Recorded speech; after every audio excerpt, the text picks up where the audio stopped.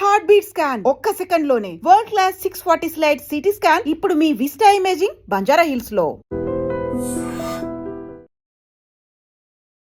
Welcome to iDream. ప్రపంచాన్ని వేగంగా మార్చేస్తున్న technology అంటే ఆర్టిఫిషియల్ ఇంటెలిజెన్స్. మన రోజువారీ జీవితం నుంచి బిజినెస్ వరకు ఏఐ ప్రభావం అనేది రోజు రోజుకి పెరిగిపోతూ వస్తుంది. మరి ఏఐ గురించి మరింత సమాచారాన్ని తెలియజేయడానికి ఈరోజు మనతో పాటు ఉన్నారు AI automation expert Sampath Kumar గారు. నమస్తే సార్. నమస్తే అండి. సార్, ఏఐ గురించి తెలుసుకోవాలనుకుంటున్నాం ఈరోజు మరింత సమాచారాన్ని మీ ద్వారా. అయితే ఈ మధ్య సూసైడ్స్ అనేది పెరిగిపోతున్నాయి. అంటే మనం రీసెంట్గా చూసుకుంటే బెంగళూరులో ఒక వైఫ్ అండ్ హస్బెండ్ జాబ్స్ పోవడం వల్ల సూసైడ్ చేసుకున్నారు. ఓకే. సో ఈ ఆర్టిఫిషియల్ ఇంటెలిజెన్స్ వల్ల ఇలాంటి పరిణామాలు అనేది ముందు ముందు జరిగే ఛాన్సెస్ ఉన్నాయంటారా? ఉన్నాయండి. యాక్చువల్ ఏంటంటే ఆర్టిఫిషియల్ ఇంటెలిజెన్స్ వల్ల సూసైడ్ చేసుకున్నారు ఒక వైఫ్ అండ్ హస్బెండ్ అంటే వాస్తవంగా మెయిన్ రూట్ కాజ్ వచ్చేసి వాళ్ళ యొక్క cash flow problem. In case అంటే ఒక రీజన్ చూసుకుంటే క్యాష్ ఫ్లో ప్రాబ్లం అయి ఉండొచ్చు. So they are into multiple EMIs like loans తీసుకొని క్రెడిట్ కార్డ్స్ తీసుకొని వాళ్ళు వచ్చే శాలరీతో డిపెండ్ అయి ఉండొచ్చు. సో దీనివల్ల ఫైనాన్షియల్ స్ట్రెస్ అనేది ఎక్కువైపోయి మేబీ వాళ్ళు చేసుకొని ఉండొచ్చు. అదొక రూట్ కాజ్ అనుకుంటాం మనం. రెండోది ఇంకా ఆత్మన్యూనత భావం అంటాం. అంటే సెల్ఫ్ గిల్టీ అనేది ఎవరికైనా వస్తుంది. ఒకటేసారి వైఫ్ అండ్ హస్బెండ్ ఒక మల్టిపుల్ అంటే మంత్లీ ఒక 8 to 10 lakhs ఇన్కమ్ జనరేట్ అయ్యేటువంటి ఒక జాబు సడన్గా వెళ్ళిపోయినప్పుడు వాళ్ళకు ఒక గిల్టీ ఫీలింగ్ అనేది ఉంటుంది. సో దానివల్ల కూడా మానసిక ఒత్తిడితో కూడా సూసైడ్స్ చేసుకునే అవకాశం ఉంటుంది. బట్ దీనికి అంతటికి కారణము ఆర్టిఫిషియల్ ఇంటెలిజెన్సా అంటే సో 80 to 90% ఎస్ అనే చెప్తాను. రిమైనింగ్ 10% అయితే కాదని చెప్తాను. సో రీసెంట్గా చూసుకుంటే ఒరాకిల్లో కూడా 30K మెంబర్స్ని టర్మినేట్ చేయడం జరిగింది. సో ఇంకా ఇలా ఫ్యూచర్లో ఇంకా ఏమేమి జరగబోతున్నాయి ఈ ఆర్టిఫిషియల్ ఇంటెలిజెన్స్ వల్ల? సో ఒరాకిల్ 30,000 లే ఆఫ్స్ అనేది ఎంటైర్ వరల్డ్ అంటే ప్రపంచంలో ఉన్నటువంటి ఐటీ ఉద్యోగులందరికీ కూడా కంటి మీద కునుకు లేకుండా చేసేటువంటి సంఘటన అది. కానీ ఆ లే ఆఫ్ జరిగిన విధానం ఒకసారి చూసుకుంటే ఎర్లీ మార్నింగ్ 6 o'clockకి దే గాట్ ఈమెయిల్స్ అనమాట. సో సడన్గా ఈమెయిల్స్ ఇన్బాక్స్కి వచ్చేసి మీ స్లాక్ అకౌంటు, మీ యొక్క complete official email ID, so వాళ్ళకి సంబంధించిన ప్రాజెక్ట్ డాష్ బోర్డ్ ఇవన్నీ టెర్మినేట్ అయిపోయి ఒక ఈమెయిల్ అనేది టెర్మినేషన్ ఈమెయిల్ రావడం జరిగింది. సో దీనివల్ల అప్పటికప్పుడే చాలామంది ప్రిపేర్డ్ అయి ఉండరు. వాళ్ళ మైండ్ అంటే నాకు జాబు ఇంకొక 3 months ఉంటుంది, 6 months ఉంటుందని అట్లీస్ట్ నోటీస్ పీరియడ్ అనేది ఒకటి ఉంటుంది. అట్లా ఉన్నప్పుడు దే విల్ ప్రిపేర్ అనమాట. ప్రిపేర్ అయి ఉంటారు. ఓకే, నేను నెక్స్ట్ 3 monthsలో జాబ్ చేయాలి, ఇంకో కొత్త జాబ్ తెచ్చుకోవాలనే ప్రిపరేషన్లో ఉంటారు. బట్ ఇక్కడ సడన్గా లే ఆఫ్ జరగడం మూలంగా సో కొంచెం నార్మల్గా చూసుకుంటే మానసిక ఒత్తిడి అనేది కామన్గా ఉంటుంది. Okay, so mind set problem అంటే మైండ్ అనేది చాలా డిస్టర్బ్ అవుతుంది. యా. సో ఆ సిచ్యువేషన్స్లో చూసుకుంటే నా ఫ్రెండ్సే చాలామంది వరాకిల్లో లే ఆఫ్ అయిన వాళ్ళు ఉన్నారు. సో వాళ్ళందరూ సడన్గా ఒక 3-4 days తర్వాత ఈ ఆర్టిఫిషియల్ ఇంటెలిజెన్స్ గురించి ఆల్రెడీ కంపెనీస్ వార్నింగ్స్ ఇస్తూనే ఉన్నాయి. So you have to update, మీరు అప్డేట్ చేసుకోవాలి. మీరు అప్గ్రేడ్ అవ్వకపోతే, మీరు కంపెనీకి సంబంధించిన స్కిల్కి ఫిట్ అవ్వకపోతే మాత్రం సో డెఫినెట్గా రిసోర్స్ కాస్ట్ వేస్ట్ అయిపోతుంది కదా వాళ్ళకి. ఇప్పుడు ఎంప్లాయ్ అనే అతను అప్గ్రేడ్ అవ్వకపోతే సో వాళ్ళు తీసుకొచ్చే టెక్నాలజీ వల్ల ఇతను యూజ్ లేనప్పుడు అనవసరంగా ఇతను ఉంచుకోవడం అనేది వేస్ట్ ఆఫ్ కాస్టే కదా వాళ్ళకి. అందుకనే లే ఆఫ్స్ అనేవి జరుగుతున్నాయి.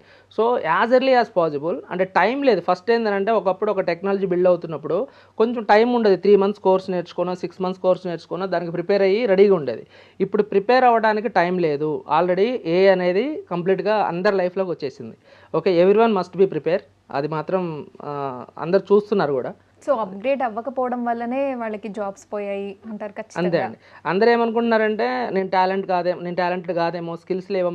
ఇక్కడ స్కిల్ టాలెంట్ అనేది కాదు. ప్రాబ్లం ఏంటంటే స్కిల్ని అప్గ్రేడ్ చేసుకోకపోవడం అనేది మెయిన్ రీజన్ అనమాట. ఓకే, ఒరాకిల్ లాంటి కంపెనీయే అంతమంది పీపుల్ని సడన్గా లే ఆఫ్ చేసిందనంటే ఒకసారి ఎజ్యూమ్ చేసుకోవచ్చు. నార్మల్ కంపెనీస్ అంటే సింపుల్ నార్మల్ ఎంఎన్సీ కంపెనీస్ మామూలుగా ఉంటాయి కదా, level 3, level 2 వాళ్ళకి అసలు పెద్ద అవసరమే ఉండదు. సింపుల్గా వాళ్ళని 10 మంది చేసే పని ఒక ఏజెంట్ చేసేస్తుంది.